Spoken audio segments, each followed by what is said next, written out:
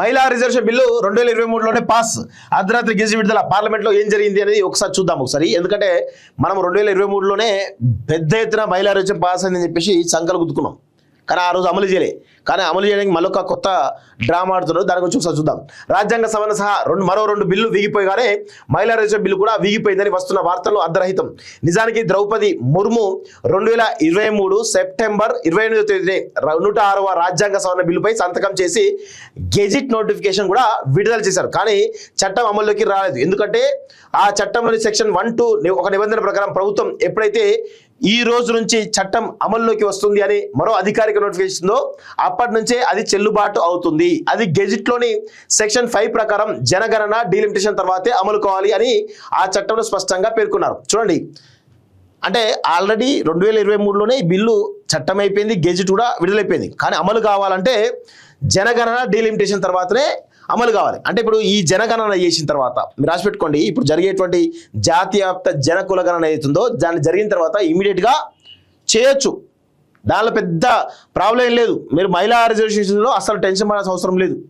జనగణన అయిపోయిందంటే ఒకవేళ బీజేపీ కేంద్ర ప్రభుత్వం తలుచుకుంటే 100% ఇది అమలు చేయడానికి అవకాశం ఉంటుంది. కానీ చేస్తారా చేయరని ఒక డౌట్.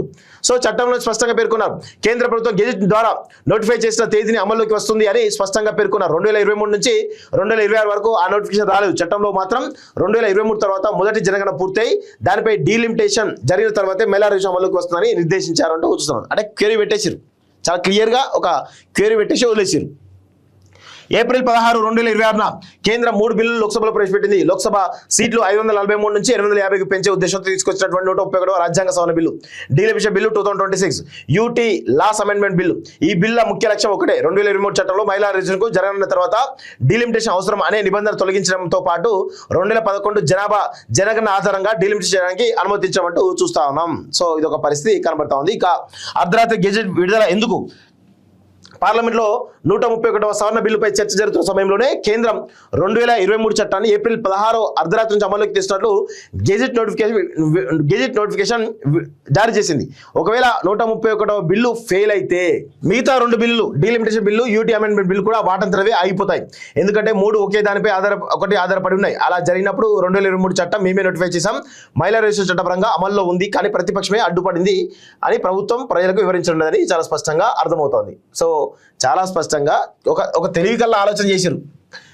ఏదైనా సరే ఈ మహిళా రిజర్వేషన్ బిల్లు ముందు పెట్టి డీలిమిటేషన్ ఇద్దాము అని చెప్పేసి ఏదో ప్రయత్నం చేసి వాళ్ళ ప్రయత్నం అంతా కూడా బిడిసికొట్టిపోయింది.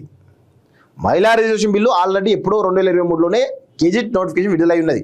దాన్ని అమల్లోకి తీసుకురావాలంటే జనగణన మరియు డీలిమిటేషన్ 2 కూడా కావాలి. సో మరి అది అవుతుందా? అలా ఆల్రెడీ 2023 రాష్ట్రపతి విధించినటువంటి ప్రెసిడెంట్ విధించినటువంటి గెజిట్లో చాలా స్పష్టంగా ఏమున్నది, అప్పుడే అమల్లోకి వచ్చేసింది ఏప్రిల్లోనే. 2023 నుంచే అది అమల్లో ఉన్నది. కానీ అది ఇంప్లిమెంట్ కావాలంటే, అమల్లో ఉన్నప్పటికి కూడా అది ఇంప్లిమెంట్ కావాలంటే 2 కండిషన్స్ ఉన్నాయి, జనగణన అదేవిధంగా డీలిమిటేషన్.